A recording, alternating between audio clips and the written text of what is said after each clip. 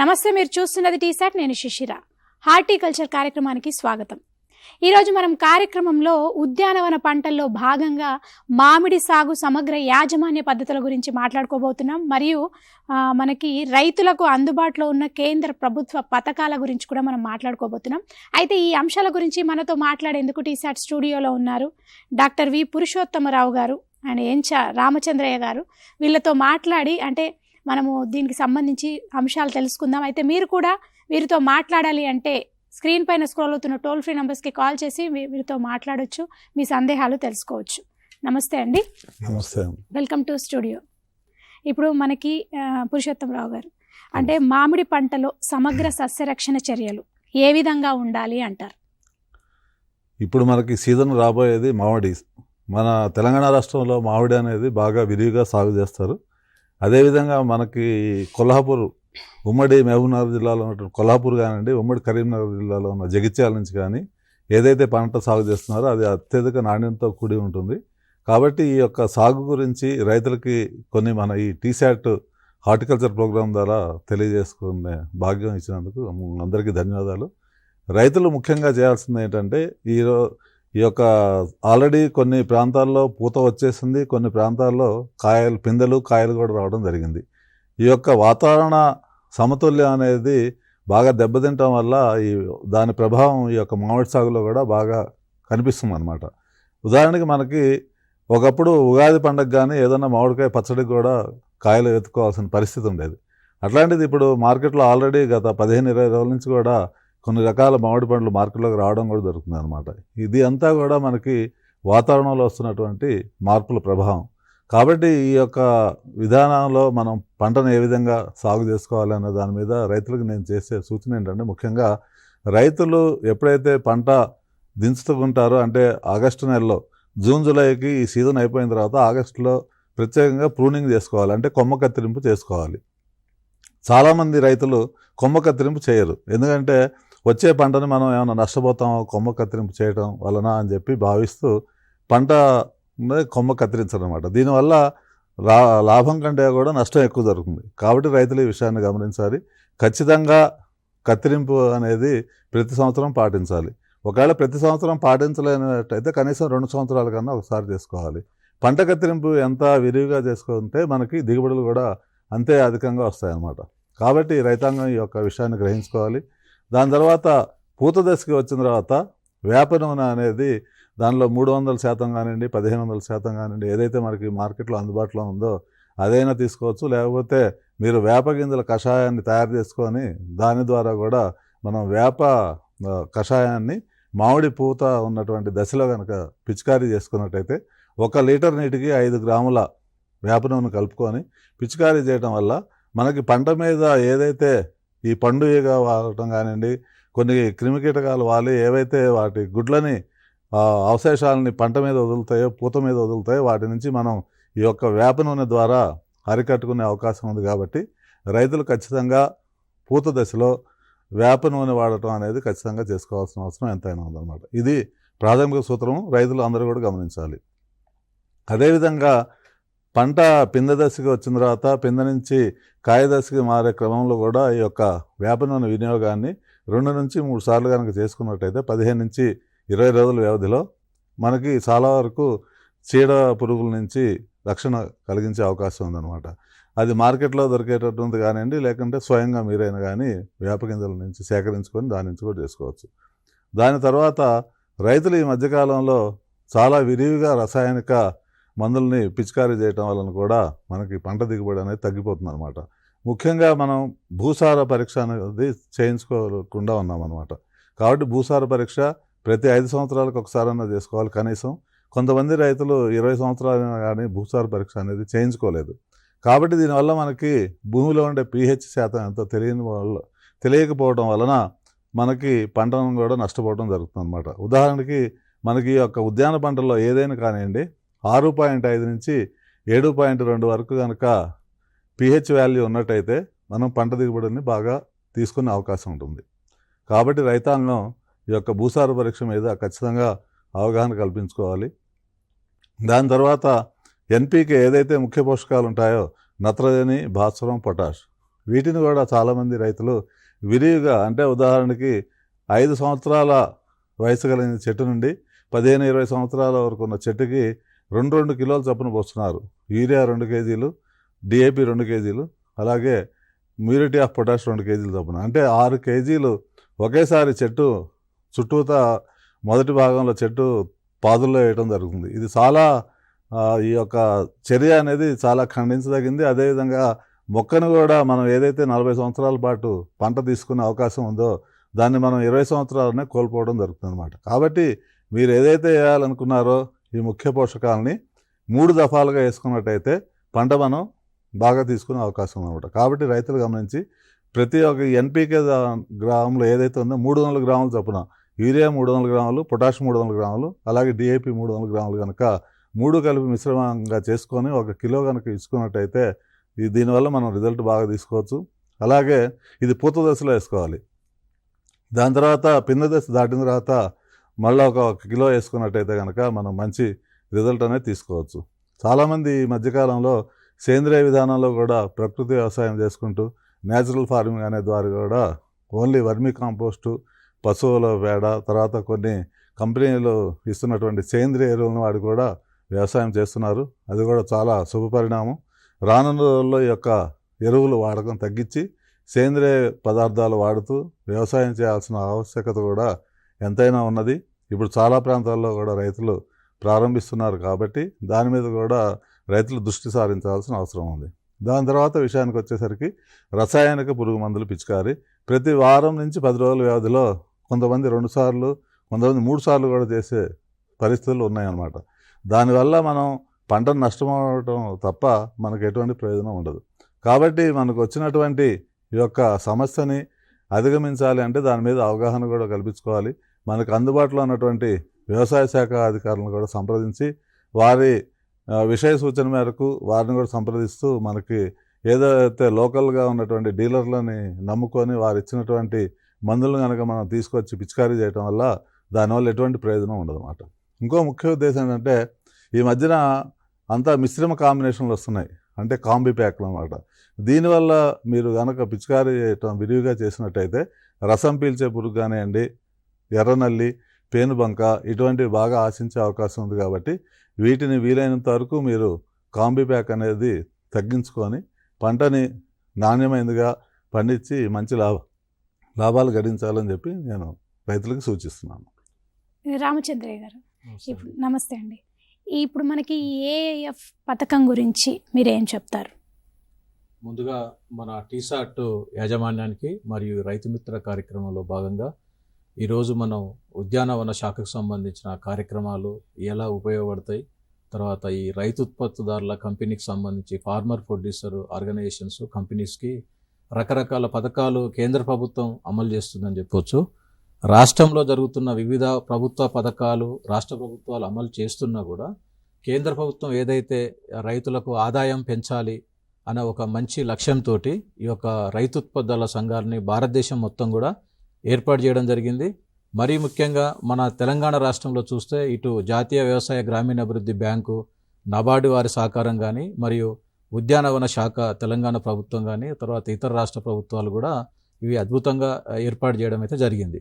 గత 2016, 18, 2021 వరకు కూడా CBO cluster business based organisation ద్వారా ప్రొడ్యూసర్ ఆర్గనైజేషన్ ప్రమోటింగ్ ఇన్స్టిట్యూషన్స్ ఒక సంస్థల ద్వారా, స్వచ్ఛంద సేవా సంస్థల ద్వారా ఈ యొక్క కార్యక్రమాలన్నీ రాష్ట్రంలో తెలంగాణ రాష్ట్రం మొత్తం కూడా ప్రతి మండలంలో ఏర్పాటు కూడా చేయడం జరిగింది. అవి ఏర్పాటు చేసిన తర్వాత వాటికి రకరకాల పథకాలు అవసరమైతే ఉన్నది ప్రస్తుతం. ఎందుకు అంటే ఒక రైతు ఉత్పత్తుల సంఘము స్వయంగా ముందుకు పోవాలి అంటే ఒక రైతుల యొక్క మెంబర్షిప్ జమ చేసుకోవడం కానీ, లీగల్ కంప్లైంట్ చూసుకోవడం కానీ, వివిధ రకాల లైసెన్సులు తీసుకోవడంలో కానీ, రైతులు పండించిన పంటలు అమ్ముకోవడంలో కానీ, తర్వాత రైతులకు కావాల్సిన ఇన్పుట్ సప్లై ఏదైతే ఎరువులు, విత్తనాలు, పురుగు మందులు, తర్వాత పంటల యాజమాన్యానికి కావాల్సిన సలహాలు, సూచనలు కూడా అన్నీ ఒక గ్రూప్ ద్వారా ఉంటే బాగుంటుందన్న ఉద్దేశంతో ఇక్కడ మీరు చూడొచ్చు మా యొక్క ఎఫ్పిఓకి సంబంధించిన వివిధ కార్యక్రమాలలో భాగంగా ఇట్లా రకరకాల కార్యక్రమాలు క్షేత్రస్థాయిలో జరుగుతున్నాయి. వారికి బోర్డ్ ఆఫ్ డైరెక్టర్లకు శిక్షణ కార్యక్రమాలని, తర్వాత సిఇఓలకు ట్రైనింగ్స్ అని, తర్వాత క్షేత్ర సందర్శనలకు సంబంధించి రకరకాల ఎఫ్పిఓస్ని అక్కడ తీసుకెళ్లడం, పంటల్ని పండించే విధానంలో కూడా నూతన టెక్నాలజీని అడాప్ట్ చేసుకుంటూ రకరకాల కార్యక్రమాలు అమలు చేయడం జరుగుతుంది. ఇలా అమలు చేస్తున్న క్రమంలో కూడా ఇంకా రైతులకు అనేక శిక్షణ కార్యక్రమాలు ఇస్తూ ఇటు ప్రభుత్వ బ్యాంకులు కానీ తర్వాత జాతీయ స్థాయిలో రాష్ట్ర స్థాయిలో ఉన్నటువంటి వివిధ ఎన్బిఎఫ్సి కంపెనీల నుంచి కూడా రుణాలు కూడా అందించడం జరిగింది. ఇలా అందిస్తున్న క్రమంలో ఇంకా ముందుకు పోవడానికి ఒక రకంగా చెప్పాలంటే ఎఫ్పిఓ అనేది వెనుకబాటుతనంతో ఉందని చెప్పుకోవచ్చు రాష్ట్రంలో. ఎందుకంటే ఇవన్నీ డిపార్ట్మెంట్ వారీగా సమన్వయం చేసుకుంటూ మనం ముందుకు పోతున్నామని చెప్పవచ్చు. అలాంటి కార్యక్రమంలో భాగంగా ఈరోజు కేంద్ర ప్రభుత్వం అమలు చేస్తున్నటువంటి అగ్రికల్చర్ ఇన్ఫ్రాస్ట్రక్చర్ ఫండ్ అనే పథకం ఇటు ఉద్యాన శాఖకు కానీ తర్వాత ఉద్యానవన శాఖలో ఉన్నటువంటి వివిధ రైతాంగానికి కానీ ఈ రైతు ఉత్పత్తుల సంఘాలు ఫార్మర్ ప్రొడ్యూసర్ ఆర్గనైజేషన్ చేసుకున్న సభ్యులకు కానీ తర్వాత రైతులకు కానీ మరీ ముఖ్యంగా ఈ యొక్క కంపెనీస్కు కూడా రకరకాల అభివృద్ధి చేసుకోవడానికి ఒక పథకం చాలా బాగా ఉపయోగపడుతుందని చెప్పొచ్చు. దాని పేరే అగ్రికల్చర్ ఇన్ఫ్రాస్ట్రక్చర్ ఫండ్ అంటాం. వ్యవసాయ సంబంధించిన మౌలిక వసతుల సదుపాయాలు ఏర్పాటు చేసుకోవడానికి మూలనిధి కోసం కేంద్ర ప్రభుత్వం 1,00,000 కోట్ల రూపాయలు నిధిని కేటాయించడం జరిగింది. అదే రకంగా ఆంధ్రప్రదేశ్కి 4,500 కోట్లు, తెలంగాణకు 3,500 కోట్ల ఫండ్ కూడా కేటాయించడం జరిగింది.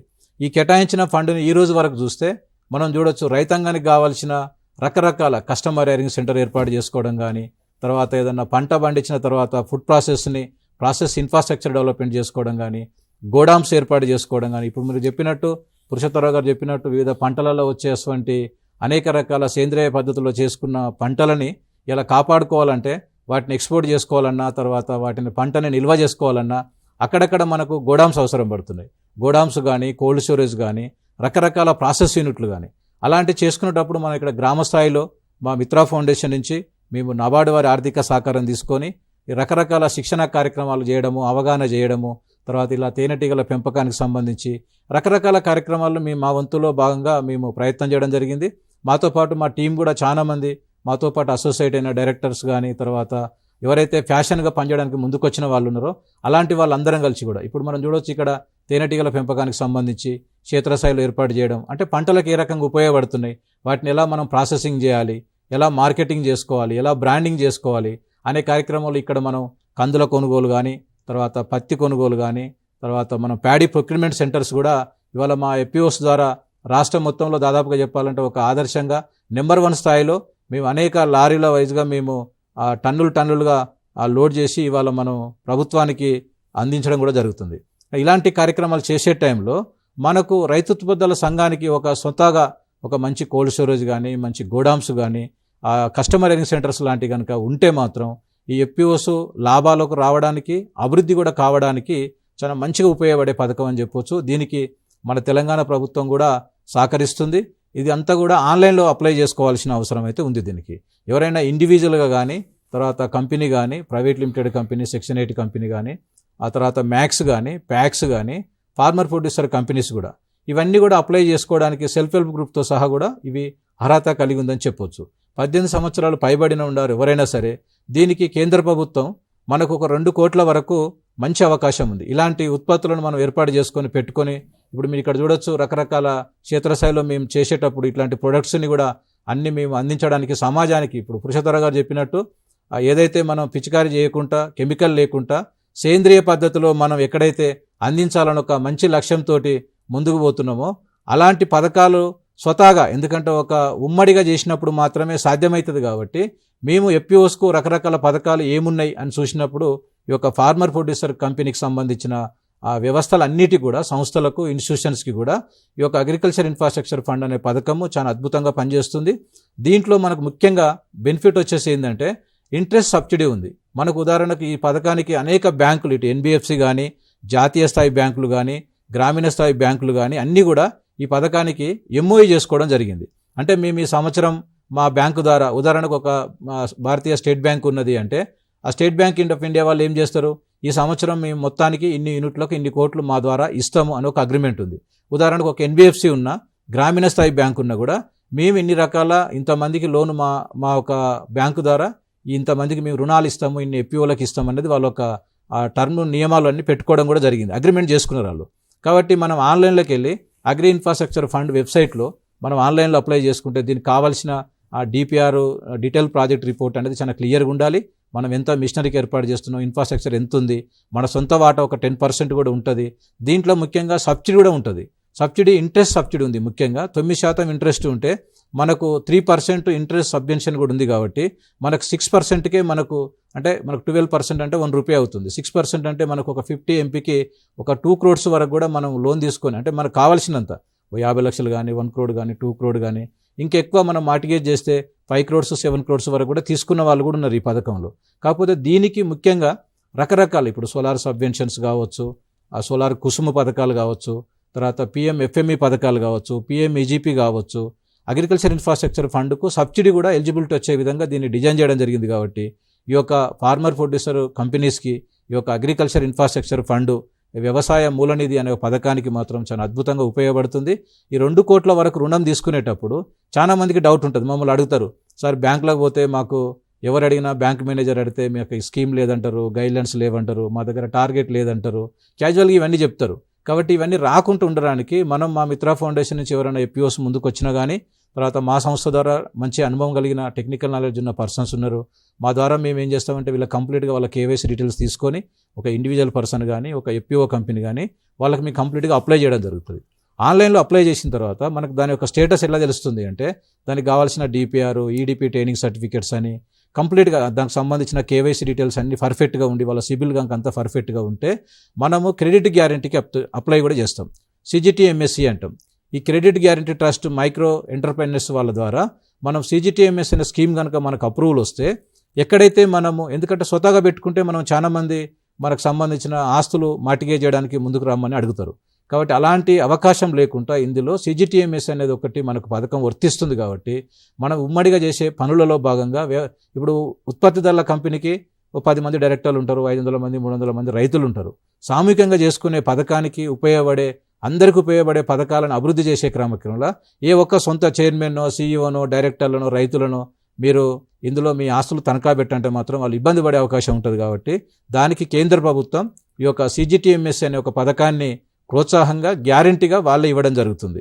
రేపటి రోజున మనకు ఎలాంటి గ్యారంటీ మన స్వతహాగా ఇవ్వకుండా ప్రభుత్వమే దీనికి ఒక 1% ఆ ఇన్సూరెన్స్ స్కీమ్ అనే దాని మీద వాళ్ళు కట్టుకొని మనకి ఇది గ్యారంటీ కూడా ఇవ్వడం జరుగుతుంది. కాబట్టి ఈ యొక్క గ్యారంటీ ద్వారా రైతాంగం కావాల్సిన మీరందరూ ప్లాన్గా మంచిగా అవగాహన చేసుకొని మీ యొక్క డాక్యుమెంట్స్, మీకు సంబంధించిన incorporation certificate, PAN, bank statement, AO, MA, మీకున్న లైసెన్సులు కానీ, ఫుడ్ లైసెన్స్, FSSI కానీ, మీకు ఉన్నటువంటి అన్ని లైసెన్సులు పెట్టుకుంటే మాత్రం మీకు ఖచ్చితంగా మీ ట్రాక్ రికార్డు మంచిగా ఉండి, మీ బిజినెస్ ప్లాన్ మంచిగా ఉంటే, మీకు ఖచ్చితంగా అంటే రకరకాల లైసెన్సులు కూడా కలిగి ఉంటే, మీ టర్న్ ఓవర్ మంచిగా ఉంటే మాత్రం మీకు ఖచ్చితంగా దగ్గరలో ఉన్న బ్యాంకుని అడగండి. తర్వాత ఇక్కడ నాబార్డ్లో కూడా మనకు మంచి అవకాశం ఉంది.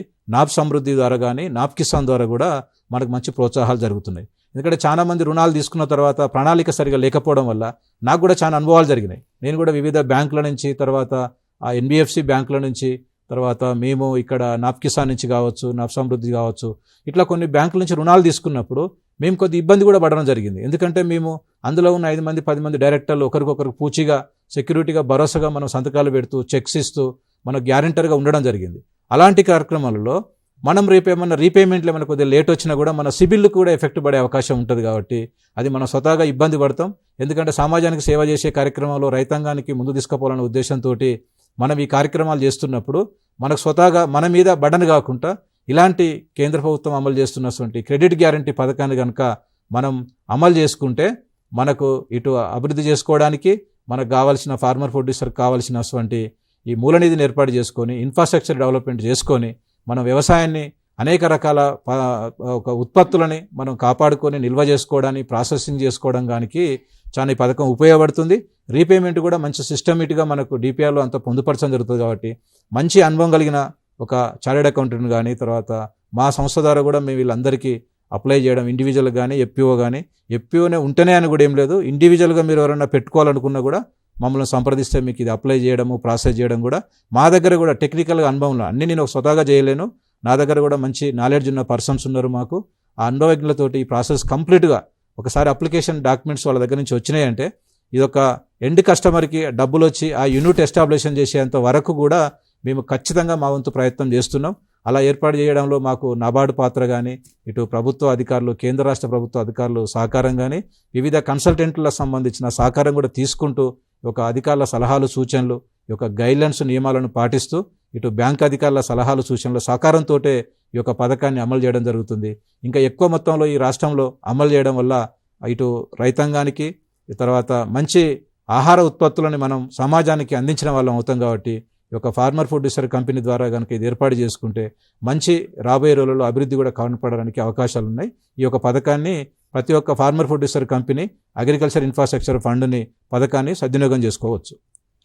మామిడి సాగు సమగ్ర యాజమాన్య పద్ధతులు ఎట్లా చేసుకోవాలి, రైతులకు అందుబాటులో ఉన్న కేంద్ర ప్రభుత్వ పథకాల గురించి మనకు వివరిస్తున్నారు డాక్టర్ పురుషోత్తమరావు గారు, రామచంద్రయ్య గారు మనతో పాటు ఉన్నారు.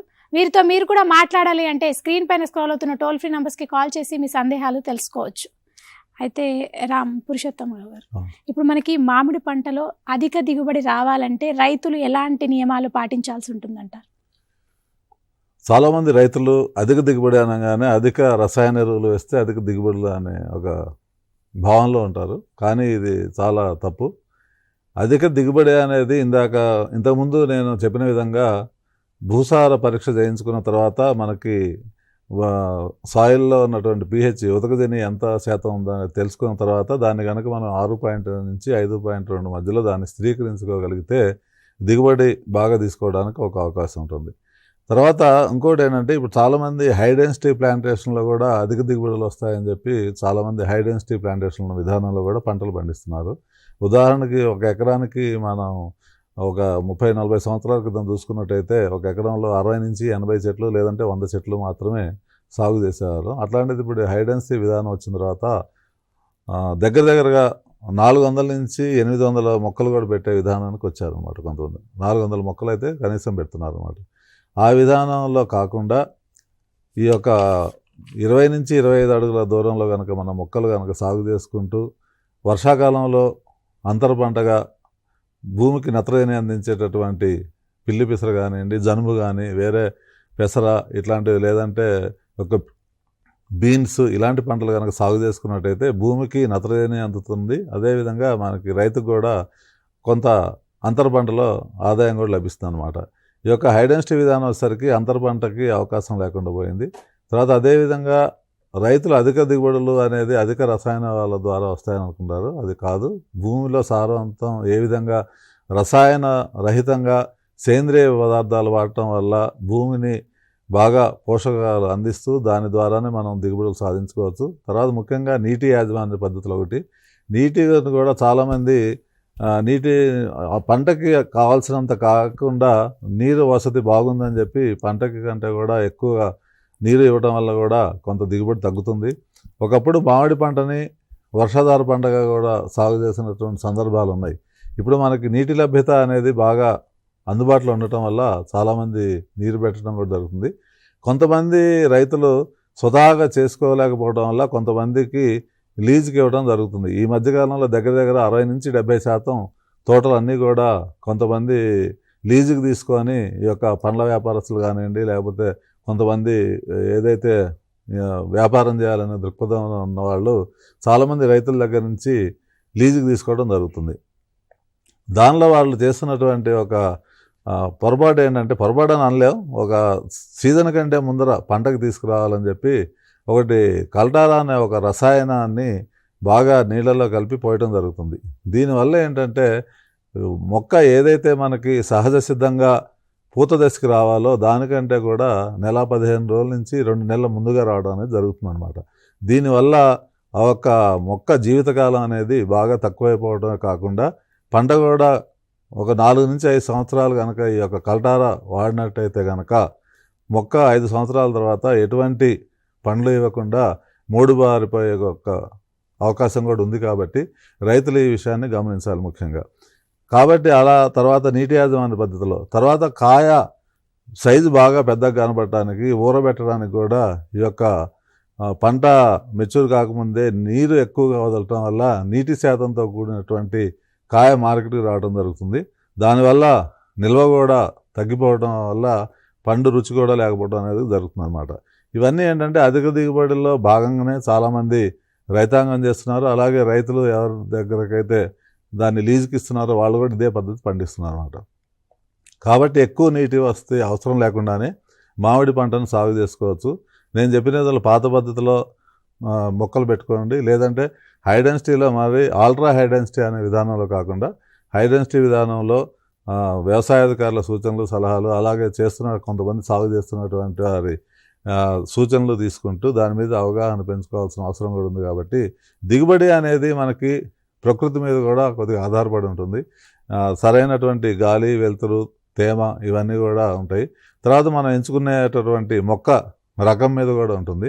మామిడిలో చాలామంది ఒక సంవత్సరం పంట బాగా అధికంగా కాస్తే రెండో సంవత్సరం పంట దిగుబడి బాగా తగ్గిపోతుంది అనే ఒక సందర్భాలు కూడా చెప్తుంటారు అనమాట. కానీ ఒక రైతుగా నేను భావిస్తుంది ఏంటంటే పంట ఏదైతే మొక్క మనకు దిగుబడి ఇస్తుందో దాంట్లో వ్యత్యాసం అనేది 15-20% వరకే ఉంటుంది తప్ప ఈ సంవత్సరం మనకి ఒక చెట్టు నుంచి 200 కేజీలు వచ్చిన పంట మరుసటి సంవత్సరం అది 20-30 కిలోలు ఇస్తుంది అన్నట్టుకు అది ఒక సరైనటువంటి విషయం కాదు. కాబట్టి రైతులు మనం చేసే విధానాలు ఏ విధంగా చేస్తున్నాము, అధిక రసాయనాలు వాడటం వల్ల దిగుబడి వస్తుంది అనేది భాగం కాకుండా రసాయనాలు ఎప్పుడు ఎలా అందజేయాలో అదేవిధంగా మొక్కకు అందజేయాలి. మనం ఇస్తున్నటువంటి రసాయన ఎరువులు మొక్క తీసుకునే స్థితిలో ఉందా లేదా అనేది గమనించుకోవాలి. అలా కాకుండా దానికి సరిపడా 4 నెలలకు సరిపడా పోషకాలను ఒకటేసారి మొక్కకు అందించడం వల్ల అది నిర్వీర్యం అయిపోయి భూమిలో ఒక కాంక్రీట్ లాగా ఉండటం వల్ల దానివల్ల విష గాలులు వదలటం వల్ల కూడా పంట చాలా దెబ్బతింటుంది అనమాట.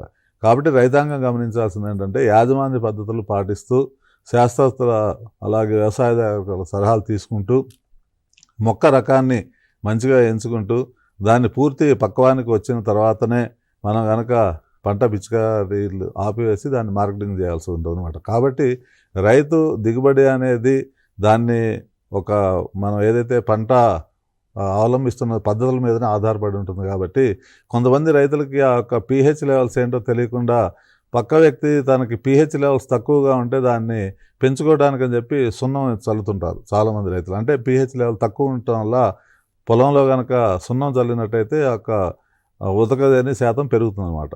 అలా కాకుండా చాలామంది దాన్ని టెస్ట్ చేయించుకోకుండానే పక్క ఆయన సున్నం చల్లాడు కదా అని చెప్పి మనం కూడా సున్నం వేస్తుంటాం. ఆల్రెడీ మనకు ఉతకదేని శాతం కనుక ఎక్కువ ఉన్నట్టయితే అది ఇంకా మరింత పెరిగి కూడా దిగుబడి రాని సందర్భాలు చాలా రైతులు చేస్తున్నారు ఈ విధంగా. కాబట్టి ఈరోజు రైతు పోకడ ఎలా ఉందంటే పక్క రైతును చూసి వాళ్ళు ఏది చేస్తే మనం అదే చేసే పద్ధతిలో ఉన్నాము. తర్వాత ప్రతి పంటకి కూడా ఏంటంటే ఈ మధ్యకాలంలో ఒక షెడ్యూల్ అనేది ఇస్తున్నారు అన్నమాట, పిచికారీ షెడ్యూల్. అంటే ఇది నేను పూర్తిగా ఒక రైతుగా నేను వ్యతిరేకిస్తాను. ఇది ఎందుకంటే మన భూమి, మన పంట, దానికి ఒక వయసు, దాని ఒక రకము, దాని నుంచి వచ్చే దిగుబడి ఇవన్నీ ఆధారపడి ఉంటాయి. అలా కాకుండా ఒక షెడ్యూల్ అనేది ఇచ్చేసి ప్రతి వారం 10 రోజులకి ఈ షెడ్యూల్ ప్రకారం మీరు పిచికారీ వ్యవస్థ చేసుకోవడం అనేది కూడా చాలా నష్టాలనే రైతుకు మిగులుస్తుంది. అధికంగా పెట్టుబడులు పెట్టడం, తర్వాత పంట దిగుబడి వచ్చేసరికి సరైన ధర లేకపోవడం వల్ల కూడా రైతు బాగా నష్టపోతున్నాడు. కాబట్టి అంతర పంటలు వేసుకుంటూ వాతావరణకు అనుకూలంగా మనం యాజమాన్య పద్ధతులు పాటిస్తూ సరైన మొక్క రకాన్ని ఎంచుకుంటూ చేసుకున్నట్టయితే దిగుబడులు అనేవి ఖచ్చితంగా సాధించవచ్చు అని చెప్పి ఒక రైతుగా నేను మీకు తెలియజేస్తున్నాను. మనకి రామచంద్రయ్య గారు, ఇప్పుడు మనకి ప్రధానమంత్రి formalisation of micro food processing enterprises పథకం గురించి మీరేం వివరిస్తారు? ఇది PMFME పథకం అంటాం మనం. ఈ ప్రధానమంత్రి ఫార్మలైజేషన్ ఫుడ్ ప్రాసెస్ ఎంటర్ప్రైజెస్ని ఏర్పాటు చేసుకోవడానికి భారత ప్రభుత్వం ఇది అన్ని రాష్ట్రాలకు కూడా వర్తించే విధంగా ఏర్పాటు చేయడం జరిగింది. ఇది ముఖ్యంగా ఆహార ఉత్పత్తులని ఎక్కడైతే మనము వ్యవసాయ రంగంలో వచ్చినప్పుడు, ఇప్పుడు పురుషోత్తరావు గారు చెప్పినట్టు ఏదైతే మన తెలంగాణ రాష్ట్రంలో వస్తున్న వివిధ ఉత్పత్తులని, ఉదాహరణకు మామిడి సాగు తీసుకుందాం. మామిడిలో వచ్చేటువంటి మామిడి కావచ్చు, మనకు పండ్ల తోటల నుంచి వచ్చేది కావచ్చు, పువ్వులు కావచ్చు, కూరగాయలు కావచ్చు, వివిధ రకాల ఉత్పత్తులు అన్నిటిని కూడా మనము ఈ రాష్ట్రంలో ఈరోజు నిల్వ ఉంచుకునే స్థాయి తక్కువ ఉంది. కానీ మన దగ్గర నిల్వ ఉంచుకొని ప్రాసెసింగ్ కనుక పర్ఫెక్ట్గా చేసి, ఉదాహరణకు ఒక దగ్గర చిల్లి పండుతుంది, ఒక రేటు ఒక సమయంలో డ్రై చేసిన తర్వాత కూడా ఒక రేటు ఉండదు. అలాంటి టమాటా ఉంది, టమాటాకు అట్లాంటి వాటికి రకరకాల ఏదైతే కూరగాయలు కావచ్చు, పండ్లు కావచ్చు, ఇలాంటివి అన్నిటిని కూడా మనము ఈ యొక్క ఫార్మర్ ఫుడ్ డిస్ట్రిబ్యూటర్ ఆర్గనైజేషన్ ద్వారా కానీ, సెల్ఫ్ హెల్ప్ గ్రూప్ ద్వారా కానీ, ఇక్కడ రాష్ట్రంలో తెలంగాణ రాష్ట్రం వరకు చూస్తే సెర్ప్ అనే సంస్థ ద్వారా ప్రతి జిల్లాకు ఒక డిస్ట్రిక్ట్ రిసోర్స్ పర్సన్స్ DRPSని కూడా ప్రభుత్వం ఏర్పాటు చేయడం జరిగింది. యాక్చువల్గా ఇది కేంద్ర ప్రభుత్వ పథకం అయినా కూడా రాష్ట్ర ప్రభుత్వం ఆధ్వర్యంలో, అధికారుల ఆధ్వర్యంలో ఈ యొక్క పథకాన్ని అమలు చేయడం జరుగుతుంది.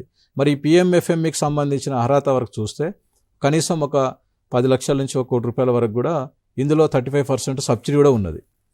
ఒక 10 లక్షలు తీసుకుంటే వాళ్ళకు 3.5 లక్షల సబ్సిడీ వస్తుంది. 1 కోటి రూపాయలు తీసుకుంటే వాళ్ళకు 35 లక్షల వరకు కూడా సబ్సిడీ వస్తుంది. కాబట్టి దీన్ని అమలు చేసేటప్పుడు ఏ పథకంలో అమలు చేయాలన్నా దానికంటూ ఒక కేంద్ర ప్రభుత్వం మార్గదర్శక సూత్రాల ప్రకారంగా యాజ్ పర్ గైడ్లైన్స్ ఒక బ్యాంకుకి ఇవ్వాల్సిన సర్క్యులర్ ప్రకారంగా కొన్ని నియమాలు ఉంటాయి. కొంత వాళ్ళు మార్టిగేజ్ చేసుకునే అవకాశం ఉంటుంది. కొన్నిటికి మేనేజర్స్ 20 లక్షలు 30 లక్షల వరకు కూడా మార్టిగేజ్ లేకుండా ఇచ్చిన పథకాల ఆనవాళ్ళు కూడా చాలా వరకు ఉన్నాయి.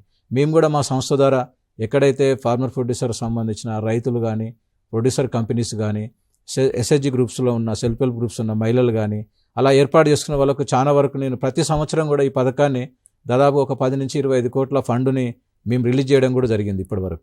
ఈ రకంగా చేసుకుంటూ పోయే టైంలో మనకి ఈ పథకానికి కావాల్సిన ఎలిజిబిలిటీ క్రైటీరియా ఏంది, వాళ్ళ ఆధార్ కార్డు, పాన్ కార్డు, వాళ్ళ సిబిల్ కానీ వాళ్ళకి సంబంధించిన ఏ ఫుడ్ ప్రాసెస్ యూనిట్ పెడుతుర్రు, దాని మార్కెటింగ్ ఏంది, బ్రాండింగ్ ఏంది, ఏం యాక్టివిటీ చేస్తున్నారు అనే దాన్ని మొత్తం కూడా మనము డీటెయిల్ ప్రాజెక్ట్ రిపోర్ట్ అని ఒక నివేదిక తయారు చేయడం జరుగుతుంది. మనకు కావాల్సిన సిఏ చార్టర్డ్ అకౌంటెంట్ ద్వారా ఈ నివేదికలు తయారు చేస్తూ అక్కడ ఉన్న స్థానికంగా ఉన్నటువంటి అధికారులను సంప్రదిస్తే డిస్ట్రిక్ట్ రిసోర్స్ పర్సన్స్ని మనకు పూర్తిగా గైడ్ చేస్తారు. మనం కూడా ఈ పథకాన్ని సొంతంగా కూడా అప్లై చేసుకోవచ్చు. ఎందుకంటే ఇది కంప్లీట్గా ఆన్లైన్ అప్లికేషన్ ప్రాసెస్. ఆన్లైన్లో అప్లై చేసిన తర్వాత బ్యాంక్ అధికారులు మన దగ్గరికి వచ్చి ఒకసారి క్షేత్ర సందర్శన చేస్తారు. మీరు ఏం యాక్టివిటీ చేస్తారు, ఫీల్డ్లో ఎలా చేస్తుర్రు, దానికి చేయడానికి మీకు ఏమైనా ఎక్స్పీరియన్స్ ఉందా లేదా అనేది ఇవన్నీ పరిశీలిస్తారు. వాళ్ళు బ్యాంక్ అధికారులు పరిశీలించిన తర్వాత ఇలాంటి ఉత్పత్తులని ఎట్లా మీరు బ్రాండింగ్ చేస్తుర్రు, మార్కెటింగ్ ఎట్లా చేస్తుర్రు, ప్యాకింగ్ ఎట్లా చేస్తుర్రు, దాన్ని నిల్వ ఎట్లా చేస్తుర్రు, ఇవన్నీ కూడా వాళ్ళు చూడడం జరుగుతుంది. కాబట్టి ఏ పథకానికైనా కొన్ని మార్గదర్శక సూత్రాల ప్రకారం గైడ్లైన్స్ ప్రకారంగా వాళ్లకు కొన్ని నియమాలు ఉంటాయి. ఆ నియమాల ప్రకారంగా వీళ్ళు ఎలిజిబిలిటీ ఉన్నారా లేరా అనేది ఒకసారి మనం ముందు చెక్ చేస్తాం. వాళ్ళ సిబిల్ ఎట్లా ఉంది, వీళ్ళు ఏమైనా మార్టిగేజ్ చేయగలుగుతారా, లేకపోతే ఈ పథకం వల్ల మనకు కొంతమంది చాలా మంది యూనిట్లు పెడతారు.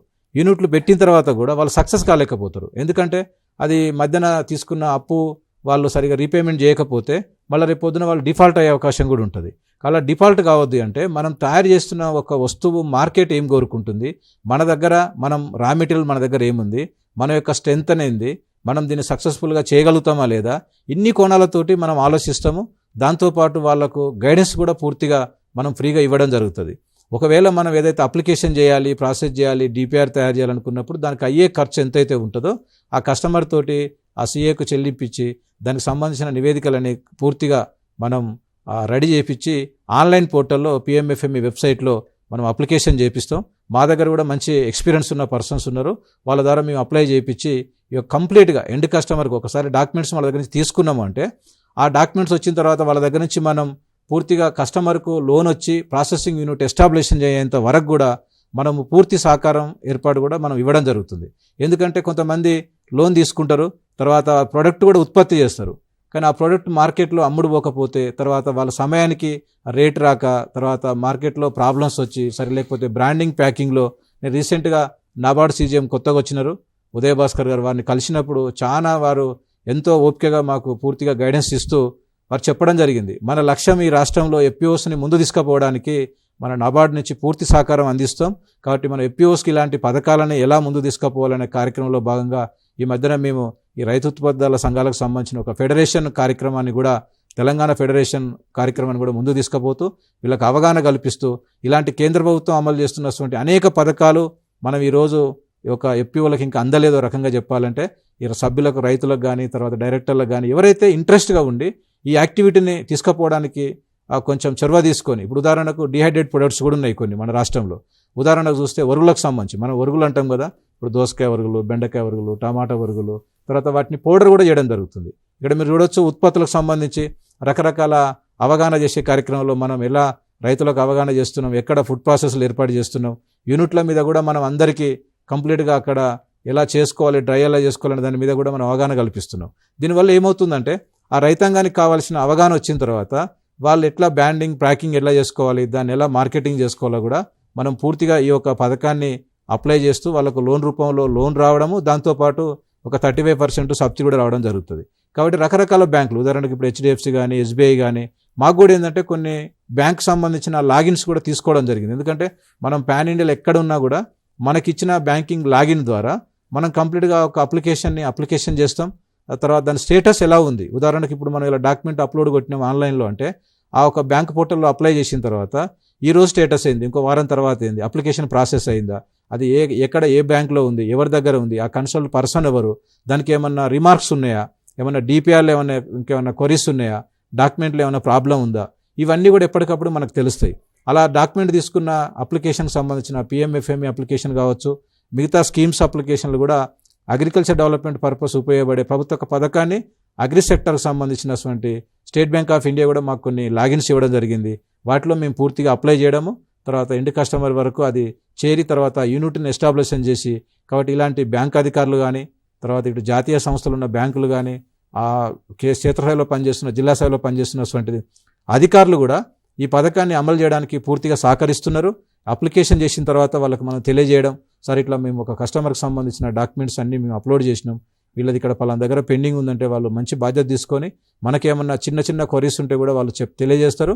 అవన్నీ కూడా పూర్తిగా కస్టమర్ దగ్గర నుంచి తీసుకొని, ఎందుకంటే ప్రతి రైతుకి ఇవి తెలియవు, ఎందుకంటే ప్రభుత్వ గైడ్లైన్స్ ఏమున్నాయి, నియమాలు ఏమున్నాయి, ఇది ఎక్కడ అప్లై చేసుకోవాలి, ఎలా అప్లై చేసుకోవాలి, చాలా మంది తెలియక వాళ్ళు ఇది సొంతంగా చేసుకోలేకపోతున్నారు. కాబట్టి మేము మా సంస్థ ద్వారా అవగాహన పూర్తిగా చేయడం, తర్వాత వాళ్ళకి కావాల్సిన అప్లికేషన్ ప్రాసెస్ చేయడం, ఆ లోన్ వచ్చిన తర్వాత కూడా యూనిట్ ఎస్టాబ్లిషన్ చేయించడం, మిషనరీ ఎక్కడ అవైలబుల్ ఉంది, తర్వాత బ్రాండింగ్ ప్యాకింగ్ ఎలా చేసుకోవాలి, మార్కెటింగ్ ఎలా చేసుకోవాలి, ఎందుకంటే అంత వస్తువు తయారైన తర్వాత మార్కెట్లో అమ్ముకోలేకపోతే కూడా ఇవాళ వాళ్ళు రీపేమెంట్ చేయక డిఫాల్ట్ అయ్యే అవకాశం కూడా ఉంటుంది. కాబట్టి మన కస్టమర్కు ఎలా మార్కెట్ ఏం కోరుకుంటుంది, మార్కెట్లో ఏ ప్రోడక్ట్ డిమాండ్ ఉంది, ఎలా మనం ప్యాకింగ్ చేస్తే బ్రాండింగ్ చేస్తే ఇంకా ₹2 ఎక్కువ ప్రాసెసింగ్ నాణ్యత ఎలా వస్తుంది అనే దాని మీద కూడా మేము ప్రత్యేక దృష్టి పెట్టి వారికి రకరకాల శిక్షణా కార్యక్రమాల ద్వారా ఇటు నబార్డ్ అధికారులతోటి ఉన్న కాంటాక్ట్స్ తీసుకొని ఆ స్థాయిలో ఎక్కడ ఏ ప్రోగ్రామ్ ఏర్పాటు చేస్తే బాగుంటుంది, ఎలాంటి ఉత్పత్తులు చేస్తే బాగుంటుంది, ఎలా ప్రాసెసింగ్ చేస్తే ఇంకా ₹10 ఎక్కువ వీళ్లకు లాభం వచ్చే అవకాశం ఉంటుంది అనేది కూడా ఇవన్నీ కూడా మనం ఆలోచన చేసి ఈ యొక్క ఎఫ్పిఓల ద్వారా ఈ కార్యక్రమాలు చేస్తున్నాం. కాబట్టి ఈ యొక్క పిఎంఎఫ్ఎం అనే పథకాన్ని కనుక సద్వినియోగం చేసుకుంటే ప్రతి ఒక్క ఇండివిజువల్ పర్సన్స్ కానీ మహిళలకు కానీ ఒక సెల్ఫ్ ఎంప్లాయ్మెంట్ క్రియేట్ చేసుకొని ఎంటర్ప్రెన్యూర్గా ఎదగడానికి మాత్రం ఈ పిఎంఎఫ్ఎంఈ పథకం చాలా అద్భుతంగా పనిచేస్తుంది. మరీ ముఖ్యంగా ఫుడ్ ప్రాసెస్ దాంట్లో, ఎందుకంటే వాళ్ళు లైసెన్సులు కనుక కలిగి ఉంటే ఇవాళ మా దగ్గర చాలా మంది మహిళలు కూడా ఎక్స్పోర్ట్ చేసే లెవెల్కు డిహైడ్రేట్ ప్రొడక్ట్స్ చేస్తున్నారు, ఎఫ్పిఓ ద్వారా చేస్తున్నారు. రకరకాల ఉత్పత్తులను మంచి నాణ్యమైన రేటు కూడా వస్తుంది ప్యాకింగ్ బ్రాండింగ్ మంచిగా ఉంటే. కాబట్టి అలాంటి ఆహార ఉత్పత్తులని, ఆరోగ్యకరమైన ఉత్పత్తులను మనం సమాజానికి అందించడానికి ఈ యొక్క మరొక పిఎంఎఫ్ఎంఈ పథకాన్ని కనుక ఆర్థిక సహకారం అందిపుచ్చుకొని కేంద్ర ప్రభుత్వం అందిస్తున్న 35% సబ్సిడీ కనుక మనం పొంది కనుక ఈ యొక్క యూనిట్లను ఎస్టాబ్లిషన్ చేసినప్పుడు ఇంకా మనకు కూడా ఒక ఎంటర్ప్రెన్యూర్గా ఎదుగుతాము. దాంతోపాటు మనం కూడా స్వతహాగా ఒక మంచి వ్యాపారం నిర్వహిస్తూ మనం కూడా మంచి లాభాలు గడించడానికి కూడా మంచి అవకాశం ఉంది. కాబట్టి మనం ఈ యొక్క పిఎంఎఫ్ఎంఈ పథకాన్ని సద్వినియోగం చేసుకుంటే ఈ యొక్క రైతాంగానికి వ్యవసాయంలో మంచి అభివృద్ధి అవకాశాలు కూడా ఉన్నాయి. ఇప్పుడు మనకి మామిడి పంటకు సంబంధించి మార్కెటింగ్ విషయంలో ఎదుర్కొంటున్న సమస్యలు ఏంటి అంటారు, దాని పరిష్కార మార్గాలు ఏంటి అంటారు? ఈ యొక్క మార్కెటింగ్ అనేది రైతుకి చాలా పెద్ద సమస్య. అది ఒక మామిడే కానివ్వండి లేకపోతే ఏదైనా కానీ, రైతు ఆరుగాలం కష్టపడి అన్ని వాతావరణ పరిస్థితులను తట్టుకొని పండిన పంటని మార్కెటింగ్ చేసుకోవడంలోనే చాలా పెద్ద సమస్యను ఎదుర్కొంటున్నాడు ఈ రోజులు. అంటే ఇప్పుడే ఇంతకుముందు రామచంద్రం గారు చెప్పినట్టు పిఎంఎఫ్ఏ ఈ ఉద్దేశం కూడా ముఖ్యంగా అదే, దాన్ని తీసుకురావడానికి ముఖ్య ఉద్దేశం కూడా అదే అనమాట. ఈ యొక్క ఎఫ్పిఓల్ని స్థాపించడానికి కూడా అదే. రానున్న రోజుల్లో రైతు ఒంటరిగా మార్కెటింగ్ చేసుకునే సదుపాయాలు అనేవి పూర్తిగా కనుమరుగే సందర్భాలు ఉన్నాయి. ఎందుకంటే ఈ యొక్క రైతు ఉత్పత్తిదారుల సంఘాలు అని ఏదైతే పెడుతున్నారో అది ఒక వ్యాపార మూసాలో జరగాలని చెప్పి ఫార్మర్ ప్రొడ్యూసర్ కంపెనీ లిమిటెడ్ అనే దాన్ని పెడుతున్నారు అనమాట. కాబట్టి రైతులు ఇదొకటి చాలా జాగ్రత్తగా గమనించాలి. గిట్టుబాటు ధర రావాలి, అదేవిధంగా మార్కెటింగ్ కూడా సౌలభ్యంగా ఉండాలి. అంటే ఉమ్మడిగా రైతులందరూ కలిసి వాళ్ళు పండించినటువంటి పంటని అంతర్జాతీయ మార్కెట్గా ఎగుమతన్న చేయాలి, లేదంటే దగ్గరలో ఉన్నటువంటి పెద్ద మార్కెట్ల కన్నా చేయాలి, లేదంటే ఇతర రాష్ట్రాల కన్నా చేసుకోవాలి. ఈ అవకాశం పొందాలి అంటే కనుక మార్కెటింగ్ శాఖ అన్ని విధాల సహాయ సహకారాలు అందిస్తుంది. మీరు ఎఫ్పిఓలో కనుక సభ్యులైనటువంటి ఇది మరింత సులభతరం అవుతుంది. కాబట్టి ఈ యొక్క పిఎంఎఫ్ఎంఈ స్కీమ్ ఏదైతే ఉందో దాన్ని ఉపయోగించుకోవడం వల్ల అనేక లాభాలు ఉన్నాయి. అదేవిధంగా మార్కెటింగ్ విషయానికి వచ్చేసరికి చాలామంది రైతాంగం చిన్న సన్నకారు రైతులు ఏదైతే పంటలు పండిస్తారో అది మామిడే కానివ్వండి, దానిమ్మ అంటే ఉద్యాన శాఖకు సంబంధించిన పంటలే కానివ్వండి, వాణిజ్య పంటలే కానివ్వండి, మార్కెటింగ్ అనేది చాలా పెద్ద సమస్యగా ఉన్న తరుణంలో ఈ యొక్క రైతు ఉత్పత్తిదారుల సంఘాల ద్వారా కనుక అమ్ముకోగలిగితే చాలా బాగుంటుంది. ఈరోజు మామిడి గురించి మనం చర్చ చేస్తున్నాం కాబట్టి రైతు చాలామంది మార్కెటింగ్కి దీని ఒక అంటే పండించిన పంటని దాన్ని ఒక విలువ అనేది ఇవ్వకుండా ఇష్టం వచ్చినట్టుగా మనం దాన్ని తెంపి ట్రాక్టర్లలో, లారీల్లో, అలాగే బొలేరో బండ్లలో ఇష్టం వచ్చినట్టుగా 5 టన్నులు, 10 టన్నులు, 20 టన్నులు కూడా నింపేసి మార్కెట్లకు తీసుకురావడం జరుగుతుంది.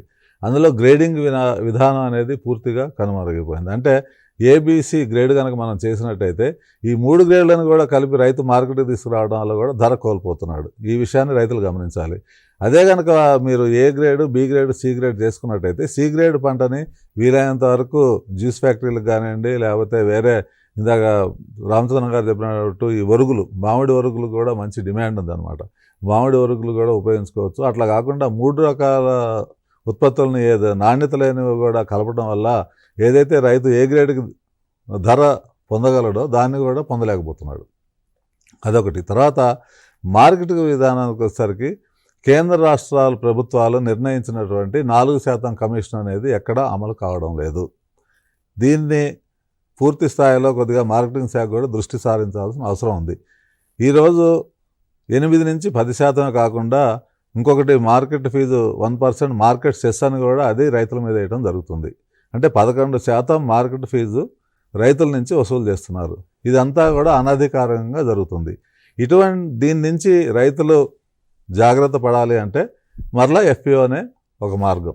కాబట్టి ఎఫ్పిఓలో సభ్యత్వం తీసుకున్నట్టయితే ఎఫ్పిఓ అనే ఒక సంస్థ ద్వారా మార్కెటింగ్ శాఖ అధికారుల మీద కూడా మనం ఒత్తిడి తీసుకొచ్చి మనం పండించిన పంటని 4% రాయితీ 4% తోటి మనం పంట అమ్ముకునే అవకాశం ఉంది. కాబట్టి రైతులు ఇది ఒకటి చాలా ముఖ్యమైన విషయం గమనించాలి. తర్వాత ఇంకోటి ప్యాకింగ్ విషయానికి వచ్చేసరికి ఇందాక చెప్పినట్టుగా లూజుగా కాకుండా ప్రతి ఎఫ్పిఓ కూడా ఈ యొక్క పథకాన్ని ఏదైతే పిఎంఎఫ్ఎంఈ పథకం ఉందో అందులో 10 కిలోలు 20 కిలోలు బాక్స్ ప్యాకింగ్ కనుక మనం చేసుకోగలిగినట్టయితే ధర బాగా వస్తుంది. ఉదాహరణకి మన తెలంగాణ రాష్ట్రం నుంచి ఉత్తర భారతదేశానికి ప్రతిరోజు కొన్ని వేల టన్నుల మామిడి పండ్లు ఎగుమతి జరుగుతుంటాయి. అవన్నీ కూడా 13 కిలోలు 20 కిలోల ప్లాస్టిక్ ట్రేల్లో పంపడం అనేది జరుగుతుంది అన్నమాట. అలా కాకుండా మీరు కనుక మీ యొక్క ఎఫ్పిఓని ఒక బ్రాండింగ్ క్రియేట్ చేసుకొని దానిలో 10 కిలోలు 20 కిలోలు కనుక ప్యాకింగ్ చేయగలిగితే దానివల్ల మీరు నాణ్యమైన ఉత్పత్తి ఇస్తూ ధరను కూడా బాగా పొందే అవకాశం ఉంటుంది అన్నమాట. కాబట్టి మార్కెటింగ్ విధానం అనేది మార్కెట్లో ఉన్నటువంటి లోపాలకే మనం అలవాటు పడుతున్నాం తప్ప దాని నుంచి మనం ఎలా బయటపడాలి అనే అవగాహన పెంచుకోలేకపోతున్నాం. కాబట్టి మనం మార్కెటింగ్లో ఉన్నటువంటి అవకాశాన్ని ఉపయోగించుకుంటూ మనకి అందుబాటులో ఉన్నటువంటి ఏపీఎంసీ మార్కెట్ యార్డ్ల ద్వారా, అదేవిధంగా ఎపెడా సహకారంతో, తర్వాత ఈ లోకల్గా ఉన్నటువంటి మార్కెట్ల ద్వారా కూడా మనం ఒక ఉమ్మడిగా కనుక చేసుకోగలిగితే మార్కెటింగ్ కూడా చాలా బాగుంటుంది. అదేవిధంగా ఈ యొక్క 10% కమిషన్ మీద మటుకు చాలా ఘోరంగా రైతులు దెబ్బతింటున్నారు. తర్వాత ఏదైతే మార్కెట్లో ఏపీఎంసీ మార్కెట్లో అమ్ముకుంటారో పంటకి వారు సరైనటువంటి తక్పట్టి పొందకపోవటం వల్ల ఏదైనా ప్రమాదం జరిగినా కానీ ఆ ప్రమాద బీమాని పొందలేకపోయే సందర్భం కూడా రైతులకు ఉన్నదన్నమాట. కాబట్టి మీరు పండించిన పంటని మార్కెట్లో అమ్ముకున్న వెంటనే అక్కడి నుంచి తగినటువంటి రసీదును పొంది ఆ యొక్క కమిషన్ ఏజెంట్ ద్వారా దాన్ని మీరు మరలా ఇంటికి వెళ్ళేదాకా భద్రపరుచుకున్నట్టయితే మీకు ఎటువంటి ప్రమాదం జరిగినా ₹1,00,000 బీమా కేంద్ర ప్రభుత్వం కల్పించిందనమాట. కాబట్టి ఇది కూడా రైతులు గమనించుకోవాలి. కాబట్టి సదుపాయాలు ఎన్నో ఉన్నాయి, వాటి మీద అవగాహన లేకపోవడం అనేది చాలా విచారించదగ్గ విషయము. కాబట్టి రైతులు ఇప్పుడు ఎంతమంది కూడా మనం ఎంత పంట పండిస్తున్నాము, ఎంత పెట్టుబడులు పెడుతున్నాం అనే కానీ పండించిన పంటకి మంచి మార్కెట్ ధరను పొందగలుగుతున్నామా లేదా అని చెప్పి చాలా ఆలోచించుకోవాలి. ఇప్పుడు చాలా ప్రైవేటు సంస్థలు రైతు దగ్గర ₹30 ₹40 కొన్నటువంటి మామిడి పండ్లని వినియోగదారులకి ₹150 నుంచి ₹200 కూడా అమ్ముతున్నారు. మరి ఈ వ్యత్యాసం ఎందుకు ఇంత వస్తుంది అంటే వాళ్ళు చేసేటటువంటి ప్యాకింగ్ విషయంలో కానివ్వండి, వాళ్ళు ఇస్తున్నటువంటి నాణ్యత ప్రమాణాలు కానీ వాటి ద్వారా రైతుల దగ్గర తీసుకున్నటువంటి ₹30 ₹40 అంటే దగ్గర 300 నుంచి 400% అధికంగా వినియోగదారుడికి ఇస్తున్నాడు అనమాట. కాబట్టి మరి అంత ఇవ్వకపోయినా సమాజానికి మధ్యతరగతి జనానికి కూడా మనం మంచి క్వాలిటీ ప్యాకింగ్ కనుక చేసి ఇవ్వగలిగితే మనం కూడా మీరు మార్కెట్లో ఏదైతే ₹30 ₹40 అమ్ముకోవాల్సిన పరిస్థితి వస్తుందో దాని నుంచి ₹60 నుంచి ₹70 అంటే 100% అధిక ధర పొందే అవకాశం ఉంది. కాబట్టి రైతులు ఎఫ్పిఓల ద్వారా బ్రాండింగ్ చేసి పెద్ద పెద్ద పట్టణాల్లో కనుక వినియోగదారులకి డైరెక్ట్గా అందించుకుంటే కనుక లాభం పొందే అవకాశం ఉంది. కాబట్టి మార్కెటింగ్ మీద కూడా అవగాహన పెంచుకోవాలి. తర్వాత ఈరోజు చాలామంది ఇంజనీరింగ్ చదివినటువంటి విద్యార్థులు ఉద్యోగం లేక 15,000కి 20,000కి పట్టణాల్లో పోయి జీతాలు చేసుకోవడానికి మక్కువ చూపుతున్నారు. కానీ గ్రామాల్లో పండిన పంటని దానికి ఒక బ్రాండింగ్ చేసి మంచి మార్కెటింగ్ చేసి అటు సమాజానికి మధ్యతరగతి వర్గానికి సరసమైన ధరలో పండిస్తే ఇటు రైతు అటు సమాజానికి మంచి లాభం జరుగుతుంది అనే దాని మీద ఎవరు ఆలోచించట్లేదు. అదే యూరోపియన్ కంట్రీస్కి వచ్చేసరికి పండించిన పంట రైతుకి వినియోగదారుడికి మధ్య వ్యత్యాసము 70-30% ఉంటుంది. అంటే ఉదాహరణకి 100 రూపాయల వస్తువు ఎవరైనా వినియోగదారుడు కొంటున్నాడు అంటే అందులో 60 నుంచి 70 రూపాయలు రైతుకు అందే పరిస్థితి అక్కడ ఉంటుంది. మన దగ్గర వచ్చేసరికి 100 రూపాయలు వినియోగదారుడు కొంటున్నాడు అంటే 10 రూపాయలు మాత్రమే రైతుకు లభిస్తుంది అన్నమాట. కాబట్టి మరి ఈ వ్యవస్థ ఎప్పుడు మార్చాలి అంటే యువత కూడా రైతాంగం వైపు రావాలి. రైతులు కుటుంబాల్లో ఉన్నటువంటి యువత కూడా దీని మీద అవగాహన పెంచుకొని మార్కెటింగ్ కనుక సరైన పద్ధతిలో చేసుకుంటే ఎంత పంట పండించా అనేది కాదు, ఎంత మంచి ధర పొందాం అనేది ముఖ్యం. కాబట్టి దాని మీద అవగాహన పెంచుకోవాలని చెప్పి మన టీసాట్ ఛానల్ ద్వారా రైతాంగానికి తెలియపరుస్తున్నాం. ఇప్పుడు మనకి రామచంద్రయ్య గారు, ఇప్పుడు మనకి స్ఫూర్తి పథకం చూసుకుంటే SFUTRI ఈ పథకం గురించి మీరేం చెప్తారు? ఇది కూడా ఒక మంచి పథకం అండి. కేంద్ర ప్రభుత్వం అమలు చేస్తున్న పథకాలలో భాగంగా ఇదొకటి MSME micro small and medium enterprises అనే ఒక సంస్థ ద్వారా. ఎందుకంటే ఈ పథకాన్ని మనం ముఖ్యంగా ఎట్లా చూడాలి అంటే మనము ప్రతి క్షేత్రస్థాయిలో జరుగుతున్న వివిధ కార్యక్రమాలు, తర్వాత వివిధ కులవృత్తులు, ఇప్పుడు పురుషోత్తమరావు గారు చెప్పినట్టు మనకు ఒక మంచి మాట చెప్పిండానే, అంటే గ్రామీణ స్థాయిలో ఉన్న యువత ఇవాళ చాలామంది చదువుకొని బీటెక్లు చేసి డిగ్రీలు పీజీలు చేసి రకరకాల సాఫ్ట్వేర్ కంపెనీలో ఉద్యోగాలు చేస్తూ ఆ వచ్చిరాని జీతాలకు పని చేసుకుంటూ ఏదో ఇబ్బందులు పడుతున్నారు అన్నట్టుగా చెప్తున్నాడు. అంటే ఈ వ్యవసాయ రంగంలో కనుక ఒక మంచి అభివృద్ధిని తీసుకురావాలి అనుకుంటే ఈ స్ఫూర్తి అనే పథకాన్ని, అంటే అంతరించకపోతున్న కులవృత్తులని తిరిగి పునరుద్ధరణ చేసి న్యూ టెక్నాలజీని అడాప్ట్ చేసుకొని తిరిగి మళ్ళీ దాన్ని సమన్వయం చేసుకుని అభివృద్ధి మార్గంలో తీసుకుపోవడానికి కేంద్ర ప్రభుత్వం వివిధ రకాల ఇండస్ట్రీస్, ఉదాహరణకు చెప్పాలంటే గ్రామీణ ప్రాంతంలో చూస్తే మేదరి వాళ్ళు బుట్టలు వెళ్తారు వెదురు బొంగులతోటి, మంచి డిమాండ్ ఉంది. తేనెటీగల పెంపకం ఉంది. రకరకాల గౌడ్స్ ఇప్పుడు చేనేత కార్మికులు ఎట్లయితే పనిచేస్తారో అట్లాంటి కులవృత్తులు ఉన్నాయి. ఇప్పుడు గౌడ్స్ తాటి నీర ఉత్పత్తులు ఉన్నాయి, బెల్లం తయారీ, తాటి నీర ఉత్పత్తులు, తాటి బెల్లం, ఈత బెల్లం, మా ద్వారా ఇప్పుడు కొన్ని మేము జరుగుతున్నాయి. ఈ గ్రామీణ స్థాయిలో ఉన్నటువంటి అనేక కులవృత్తులు ఇలా చెప్పుకుంటా పోతే ఇప్పుడు మనం చూడొచ్చు, మన తెలంగాణలో పోచంపల్లిలో, గద్వాల్లో, సిరిసిల్లలో చేనేత కార్మికులు మంచి చీరల్ని డిజైన్ చేస్తారు. ఇలా సమాజానికి మహిళలకు అందరికీ కావాల్సిన మంచి నాణ్యమైన చీరలను తయారు చేసి రకరకాల కాటన్ దుస్తులను తయారు చేసి అందించడం జరుగుతుంది. కాబట్టి ఇలా మార్కెట్లో దానికి మంచి డిమాండ్ కూడా ఉంది, వాళ్ళు ఎక్స్పోర్ట్ చేసుకునేంత లెవెల్ కూడా ఉంది. కాబట్టి ఇలాంటి వాళ్ళందరినీ హార్టికల్చర్లో కూడా MIDH mission integration development of horticulture అనే దాంట్లో RKV రాష్ట్రీయ కృషి వికాస్ యోజన అనే పథకాలలో భాగంగా అనేక రకాల క్లస్టర్స్, ఏదైతే హార్టికల్చర్ సంబంధించిన డిపార్ట్మెంటు ఉద్యాన శాఖ ద్వారా అమలు చేస్తున్నటువంటి క్లస్టర్స్ని ఏర్పాటు చేసి కనుక కూరగాయల సాగు చేసే రైతులందరూ ఒక దగ్గర, ఉదాహరణకు ఒక 4-5 విలేజ్లు తీసుకొని ఒక దగ్గర ఉండేవాళ్ళు. ఉదాహరణకు ఒక కాటన్ పండించే రైతులందరూ ఒక క్లస్టరు, ప్యాడీ పండించే వాళ్ళందరూ ఒక క్లస్టరు, లేకపోతే కందులు పండించే వాళ్ళ రైతులందరూ ఒక క్లస్టరు. ఇట్లాంటి వాళ్ళందరినీ తీసుకొని ఒక క్లస్టర్కి ఏర్పాటు చేసినప్పుడు సామూహికంగా, అంటే ఉదాహరణకు 250 మంది తక్కువ రైతులు, 500 మంది, 1000 మంది, అంటే ఒక 5-6 గ్రామాలు కానీ, ఒక 10 గ్రామాలు కానీ, అంటే ఒక సెంటర్ పాయింట్ తీసుకుంటే 10-15 కిలోమీటర్ల లోపల వచ్చేటువంటి గ్రామాలన్నిటిని కనుక సామూహికంగా తీసుకొని అక్కడ మనం ఒక క్లస్టర్ని కనుక ఏర్పాటు చేయగలిగి చాలా మందితోటి ఉమ్మడిగా ఈ యొక్క వ్యవస్థను కనుక ఏర్పాటు చేస్తే కేంద్ర ప్రభుత్వం ఆ పథకానికి ఒక ఇది అన్నీ కూడా మన స్వచ్ఛంద సేవా సంస్థలు కానీ, తర్వాత ఫార్మర్ ప్రొడ్యూసర్ కంపెనీస్ కూడా కంపెనీస్ సెక్షన్ 8 కంపెనీస్ కూడా ఎలిజిబిలిటీ ఉంటాయి. ఈ పథకానికి, స్ఫూర్తి అనే పథకానికి MSME అండర్లో ఈ పథకం అమలు జరుగుతుంది. దీనికి ఒక 500 మంది లోపల కనుక సభ్యులు ఉంటే వాళ్ళు ఒక 2.5 కోట్ల వరకు కూడా గ్రాంట్ ఇస్తారు. 500 పైన కనుక ఉండి ఒక 1000 మంది, 1200 మంది కనుక సభ్యులు కనుక అందులో అవైలబుల్ ఉంటే 5 కోట్ల వరకు కూడా గ్రాంట్ ఇస్తారు. దీంట్లో 2 రకాల గ్రాంట్స్ ఉంటుంది. ఒకటి సాఫ్ట్ ఇంటర్వెన్షన్, హార్డ్ ఇంటర్వెన్షన్ అని చెప్పేసి సాంకేతికంగా వాళ్ళకి కావాల్సిన ఒక వస్తువు తయారీలో కానీ, నైపుణ్యం కావాల్సిన వాటి మీద శిక్షణ ఇవ్వడానికి కావాల్సిన సాఫ్ట్ స్కిల్స్ అన్నీ డెవలప్ చేయడానికి వారికి కావాల్సిన దాంట్లో కొంత బడ్జెట్ ఉంటుంది. హార్డ్ ఇంటర్వెన్షన్కి సంబంధించి ముఖ్యంగా అక్కడ క్షేత్రస్థాయిలో ఒక మంచి గోడాం కట్టాలి, లేకపోతే మంచి ఒక ఇన్స్టిట్యూషన్ CFC అంటాం, ఏదైతే ఇక్కడ వీళ్ళు కస్టమర్ ఫెసిలిటేటర్ సెంటర్ ఏర్పాటు చేస్తారో దానికి కావాల్సిన నిధులన్నీ కూడా అక్కడ వాళ్ళు ఆ డిపార్ట్మెంట్ నుంచి రకరకాల పథకాల కింద అమలు చేస్తూ అది వాళ్ళ వాటా కింద ఒక 10% వీళ్ళది కూడా వాటా ఉంటుంది ఒక కంపెనీది. దాని కింద ఏర్పాటు చేసుకుంటే మాత్రం ప్రభుత్వంలో ఇట్లా మంచి అవకాశాలు కూడా ఉన్నాయి కాబట్టి ఈ పథకాన్ని అమలు చేసుకోవడానికి మనం సభ్యులు ఎక్కువైతే ఉండి ఎక్కడైతే ఒకేటి రకమైన యాక్టివిటీని టేకప్ చేసి సామూహికంగా అందరూ ఒక విలేజ్లో డెవలప్ చేసుకుంటే మాత్రం ఇది ఒక స్ఫూర్తి అనే పథకం ఆ మినిస్ట్రీ ఆఫ్ మైక్రో ఎంటర్ప్రైనర్స్ వాళ్ళ ద్వారా MSME వాళ్ళ పథకం డిపార్ట్మెంట్ ద్వారా ఇది ఒక మినిస్ట్రీ. కేంద్ర ప్రభుత్వంలో వివిధ మంత్రిత్వ శాఖలు ఉన్నాయి. అందులో భాగంగా అలాంటి ఒక మంత్రిత్వ శాఖ ద్వారా ఈ యొక్క పథకాన్ని స్ఫూర్తి అనే పథకాన్ని కేంద్ర ప్రభుత్వం అమలు చేస్తుంది కాబట్టి ఆ పథకాన్ని మనం సద్వినియోగం చేసుకోవచ్చు.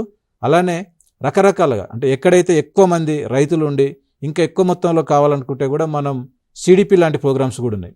క్లస్టర్ డెవలప్మెంట్ ప్రోగ్రామ్స్ అంటాం. వాటికి ఒక 10 కోట్ల వరకు కూడా గ్రాంట్ ఇవ్వడం జరుగుతుంది. అందులో కొంత వాటాదానం రాష్ట్ర ప్రభుత్వంది ఉంటుంది. ఒక 20%, ఒక 10% అదొక సంస్థ కానీ లేకపోతే స్వచ్ఛంద సంస్థ కానీ లేకపోతే అక్కడ పెట్టినటువంటి యూనిట్ ఎస్టాబ్లిష్మెంట్ ఎవరైతే చేస్తారో ఒక FPO కానీ వారి వాటాదానం ఉంటుంది. మిగతా 70% పూర్తిగా కేంద్ర ప్రభుత్వం ఇవ్వడం జరుగుతుంది. కాబట్టి ఇదంతా గ్రాంట్ రూపంలో, లోన్ వేరు, సబ్సిడీ వేరు, గ్రాంట్ వేరు. కాబట్టి ఈ గ్రాంట్ రూపంలో క్లస్టర్ డెవలప్మెంట్ వాటికి కూడా డెవలప్ చేసుకోవడానికి ఈ 2 పథకాలు, ఉదాహరణకు స్ఫూర్తి పథకము తర్వాత CDP అనే పథకం, ఈ 2 కూడా ఒకటే మినిస్ట్రీ కాబట్టి ఒక 2.5 కోట్ల నుంచి 5 కోట్ల వరకు స్ఫూర్తి పథకంలో అప్లై చేసుకోవచ్చు. తర్వాత క్లస్టర్ డెవలప్మెంట్ కూడా అప్లై చేసుకోవచ్చు. సామూహికంగా రైతులందరూ కలిపి ఇప్పుడు సార్ చెప్పినట్టు మనకు ఒకటే దగ్గర కనుక కూరగాయలు పండించే రైతులందరూ ఉంటే పెద్ద ఎత్తున ఒక FPO ద్వారా ఎక్స్పోర్ట్ చేసే లెవెల్కి వెళ్తారు. ఉదాహరణ మన భారతదేశం మొత్తంలో మీరు చూడొచ్చు పెద్ద FPO ఎక్కడుంది, మన తెలంగాణలో ఎక్కడుంది అంటే ఒక దగ్గర నిమ్మ పండించే రైతులు ఉన్నారు, బత్తాయి పండించే రైతులు ఉన్నారు. వాళ్ళందరూ సామూహికంగా క్లస్టర్గా ఏర్పడ్డప్పుడు ఇది ఈ పథకానికి చాలా అద్భుతంగా ఉపయోగపడుతుంది. మరీ ముఖ్యంగా ఇది గ్రాంట్ రూపంలో. ఇవాళ మన చాలా మంది FPOలకు ఏదో NBFCలో మట్టి పరిగెత్తి చిన్న చిన్న రుణాల కోసం 5 లక్షలు, 10 లక్షలు, 20 లక్షలు, 50 లక్షల కాడనే ఆగిపోతున్నాం. మనం పండించిన పంటలని ప్రాసెసింగ్ చేసి పెద్ద ఎత్తున ఎక్స్పోర్ట్ చేసే లెవెల్కి చేయాలనుకుంటే ఇలాంటి పథకాలు కూడా చాలా బాగా మనకు రైతాంగానికి ఉపయోగపడతాయి. కాబట్టి ఈ 2 MSME ద్వారా అమలు చేస్తున్న ఈ పథకాలను కనుక మేము కూడా కొన్ని పథకాలకి ఈ మధ్యన NBHM national honey mission bee keeping ప్రోగ్రాంలకు, తర్వాత NBHM పథకాలకు, NBB వాళ్లకు ఇట్లా రకరకాలుగా హార్టికల్చర్ డిపార్ట్మెంట్ ఉద్యాన శాఖ ద్వారా నీరకు సంబంధించిన ప్రపోజల్స్ కొన్ని సబ్మిషన్ కూడా చేయడం జరిగింది. కాబట్టి అక్కడ ఉండే అధికారులు కూడా సమన్వయం చేసుకుంటారు. ఎందుకంటే ఇప్పుడు ఉదాహరణకు వేరే రాష్ట్రంలో చూస్తే కొంచెం ముందంజలో ఉన్నారనొచ్చు. మన తెలంగాణ ఏర్పడిన తర్వాత ఏదో కొంత అధికారుల కొంచెం అవగాహన గైడ్లైన్స్ లోపం కావచ్చు, బ్యాంక్ అధికారులకు తెలియక కావచ్చు, ఇది అవగాహన కల్పించడంలో FPO పెట్టుకున్న వాళ్ళకు కూడా తెలియక కావచ్చు. ఇలాంటి లోపాల వల్ల కొంత చాలా మంది అప్లై చేసుకోలేకపోయారు. భవిష్యత్తులో కనుక ఈ పథకాన్ని అందరూ అవగాహన చేసుకొని పూర్తిగా అప్లై చేసుకుంటే మాత్రం కేంద్ర ప్రభుత్వం దీనికి కావాల్సిన నిధులు ఇవ్వడానికి సిద్ధంగా ఉంది. కాకపోతే రాష్ట్ర ప్రభుత్వాల నుంచి నివేదికలు పంపేటప్పుడు వాటికి సంబంధించిన జాతీయ స్థాయిలో నేషనల్ లెవెల్ కమిటీస్ ఉంటాయి, శాంక్షనింగ్ కమిటీస్, రాష్ట్ర స్థాయిలో state level sanctioning committee meetings ఉంటాయి, డిస్ట్రిక్ట్ స్థాయిలో కలెక్టర్ చైర్మన్గా ఉండి శాంక్షనింగ్ కమిటీస్ ఉంటాయి. ఈ దాంట్లో అన్ని లైన్ డిపార్ట్మెంట్కి సంబంధించిన ఇటు నాబార్డు కానీ, DRDA కానీ, బ్యాంక్ అధికారులు, LAMs కానీ, ఇటు కలెక్టర్ చైర్మన్ కానీ వివిధ అన్ని డిపార్ట్మెంట్ల అధికారులు కూడా ఇందులో district committee, state committee, national committees ఉంటాయి. కాబట్టి ఈ కమిటీలో సెలక్షన్ చేసి ప్రాసెస్ చేస్తారు. దాంతోపాటు ఇక్కడ KVSC khadi village industries commissions కానీ, DIC డిస్ట్రిక్ట్ ఇండస్ట్రీ సెంటర్స్ కానీ ఇలాంటి సంస్థల వాళ్ళకి ఆర్థిక సహకారం అందించడానికి వాళ్ళు ముందుకొస్తారు. వాళ్ళు అక్కడ నోడల్ ఏజెన్సీ కూడా పనిచేస్తారు. నోడల్ ఏజెన్సీతో పాటు ఇది మనం ఎట్లా అప్లై చేసుకోవాలనే దానికి చాలా మందికి తెలియక కూడా ఇబ్బంది పడతారు. అలాంటి వాటి కోసము టెక్నికల్ ఏజెన్సీని కూడా భారత ప్రభుత్వం వీళ్ళని అపాయింట్మెంట్ చేసింది. వాటికి కావాల్సిన శాస్త్ర సాంకేతిక పరిజ్ఞానాన్ని కంప్యూటర్లో ఒక DPR చేయడం కానీ, ఒక రిపోర్ట్ తయారు చేయడం కానీ, ఎట్లా నివేదికలు తయారు చేయాలి అనే అంశాన్ని పరిశీలించడానికి కూడా మనకు పూర్తి అవగాహన కలిగినటువంటి టెక్నికల్ నోడల్ ఏజెన్సీని కూడా వాళ్ళు నియమించడం జరిగింది. ఆ యొక్క సంస్థల సహకారం తీసుకొని ఈ ప్రాజెక్టును అమలు చేసుకోవడానికి ఆ రకంగా ఆర్థిక సహకారం ప్రభుత్వం అందిస్తున్నటువంటి గ్రాంట్ని అందిపుచ్చుకొని ఈ పథకాలను తీసుకొచ్చినప్పుడు వ్యవసాయ రంగంలో రైతులకు, మహిళలకు మరియు యువతకు సార్ చెప్పినట్టు అనేక ఉపాధి మార్గాలు మన స్థాయిలోనే, మన క్షేత్రంలోనే మనం అందిపించుకోవడానికి మంచి అవకాశాలు ఉన్నాయి. ఉదాహరణకు చెప్పాలంటే ఇవాళ మార్కెట్లో దొరుకుతున్న ఇది ఒక బాటిల్, మన దీనికి బ్రాండింగ్ అని కాదు, ఇవాళ మార్కెట్లో చూస్తే ప్రభుత్వం అందిస్తున్న బ్రాండింగ్. ఎగ్జాంపుల్ చెప్పాలంటే ఇది బాటిల్, 1 లీటర్ బాటిల్ ఉంది అంటే ఇలా మార్కెట్లో దీని ధర ఎంత ఉంటుందండి? 1 లీటర్ ధర 20 రూపాయలు ఉంది. మీరు చూస్తున్నారు భారత ప్రభుత్వం ఏం చేసిందంటే దీనికి 20 రూపాయల ధర ఉందని మీరు ఇప్పుడు చెప్పారు, 1 లీటర్ ధర. అంటే రైతులు ఇవాళ మనం ఎన్ని లక్షల లీటర్లు మనం వాడుకొని వ్యవసాయం సాగు చేసి మనం ఉత్పత్తి చేసిన పంటని అమ్ముకుంటున్నాం, ఎంత ధర వస్తుందని చూస్తే ఒక కంపెనీ అతను ఇది చేసిండు. ఇప్పుడు ఇది చూస్తే 20 రూపాయలు ఉందని లీటరు. ఇప్పుడు దీనికి ఉన్న స్టిక్కర్ తీసేసిన ఇది ఎంటీ బాటిల్, స్టిక్కర్ లేని బాటిల్. దీనికి ఎంత ఉంటుందండి ధర ఇప్పుడు? చెప్పలేం. అంటే ఒక 5 రూపాయలు ఉంటుంది మార్కెట్లో, మన టీ హోటల్ దగ్గర అక్కడక్కడ చూస్తాం. అంటే దీని ధర ఎక్కడ పడిపోయింది అంటే ఇక్కడ స్టిక్కర్కు తీసేసినంత మాత్రాన ఇలా 20 రూపాయలు ఉన్న ధర ఇది 5 రూపాయలకు వచ్చేసింది. మరి ఈ స్టిక్కర్ ఏమున్న ధర అంటే స్టిక్కర్ నిజంగా 15 రూపాయలు ఉంటుందా? ఇది మామూలుగా చెప్పాలంటే ఒక ₹1 ఉంటుంది. దీని వాల్యూ ఎక్కడ పెరిగిందంటే ప్రొడ్యూసర్ కంపెనీ అనేది ఇది. మనం భారత ప్రభుత్వం కానీ, నాబార్డు కానీ, వ్యవసాయ శాఖ కానీ, హార్టికల్చర్ కానీ, ఎన్సిడిసి కానీ, ఎస్ఎఫ్ఏసి కానీ మన రైతాంగాన్ని అందరికీ ఇది కల్పించింది. ఒక ఇండివిజువల్గా మీరు ఒక ప్రైవేట్ లిమిటెడ్ కంపెనీ పెట్టుకున్నా, ఒక సంస్థ పెట్టుకున్నా, ఒక ఎఫ్పిఓ పెట్టుకున్నా మీకు ఇది ఒక బలం.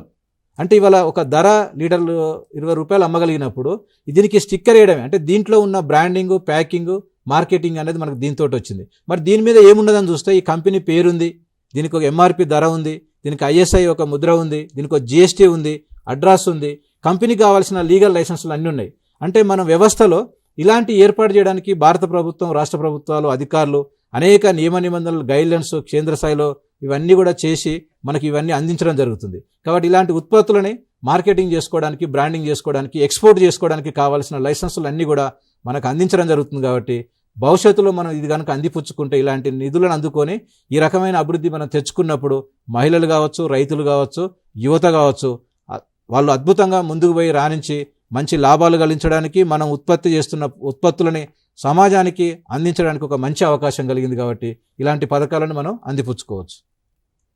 అంటే ఇప్పుడు మనకి పురుషోత్తమరావు గారు, ఇప్పుడు మనం చూసుకుంటే మార్కెట్కి సంబంధించి మన రాష్ట్రంలో పంటని అంతర్జాతీయ స్థాయిలో ఎగుమతి చేసుకోవచ్చు అంటారు. మళ్ళీ మీరు 25 సంవత్సరాలుగా అంటే పండిస్తున్న పంటల ద్వారా సాధించిన విజయాల గురించి కూడా ఒక్కసారి మాకు చెప్తారు.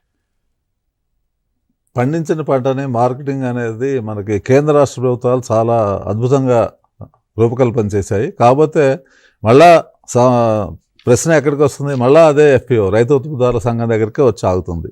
కాబట్టి ఉమ్మడిగా రైతు ఎప్పుడైతే ఉమ్మడిగా పండిన పంటని మార్కెటింగ్ అంతర్జాతీయ స్థాయిలో తీసుకెళ్ళే కూడా అవకాశాలు బాగున్నాయి. దానికి మనకి ఎపెడా అని చెప్పి ఒక సంస్థ, agriculture producer export development authority అని ఏదైతే ఉందో ఏజెన్సీ ఉందో అది ఒకటి బాగా మనకు ఉపయోగపడుతుంది. దాన్ని నాబార్డ్ ద్వారా కానివ్వండి, ఎపెడా ద్వారా కానీ సంప్రదించి విషయాలు తెలుసుకోవచ్చు. మనం పండించినటువంటి పంట సింగపూరు, జపాను, తర్వాత యూరోపియన్ కంట్రీస్ కొన్ని ప్రాంతాల్లో, అలాగే యుఏఈ, యునైటెడ్ అరబ్ ఎమిరేట్స్కి, ఇటువంటి దేశాలకు కూడా చాలా ఎక్స్పోర్ట్ చేస్తున్నారు చాలామంది. కాకపోతే అదేంటంటే చాలామంది ప్రైవేటు వ్యక్తులు చేయటం వల్ల లాభం అనేది వాళ్ళు ఎక్కువ గడిస్తున్నారు. అలా కాకుండా ఎఫ్పిఓలు కూడా కనుక ఎఫ్పిఓల ద్వారా వీళ్ళు పండించిన పంటని, తర్వాత దీనిలో ముఖ్యంగా అధిక రసాయనాలు అనేది వాడకూడదు. అధిక రసాయనాలు వాడటం వల్ల పెస్టిసైడ్ రెడ్యూస్ లెవెల్స్ ఏదైతే పిఆర్ఎల్ అంటారో అవి ఎక్కువగా కనుక ఉన్నట్టయితే అది ఎక్స్పోర్ట్కి అవకాశం రాదు. కాబట్టి మీరు వీలైనంత వరకు ఇష్టపూర్వకంగా అంటే విచ్చలవిడిగా రసాయనాలు వాడకుండా మోతాదులో కనుక వాడుకొని అవసరమైనవే, అది కూడా మీకు ఆర్గానిక్ సర్టిఫికేషన్లో ఏవైతే అనుమతిస్తున్నారో వాటిని వాడుతూ పంటలు పండించచ్చు.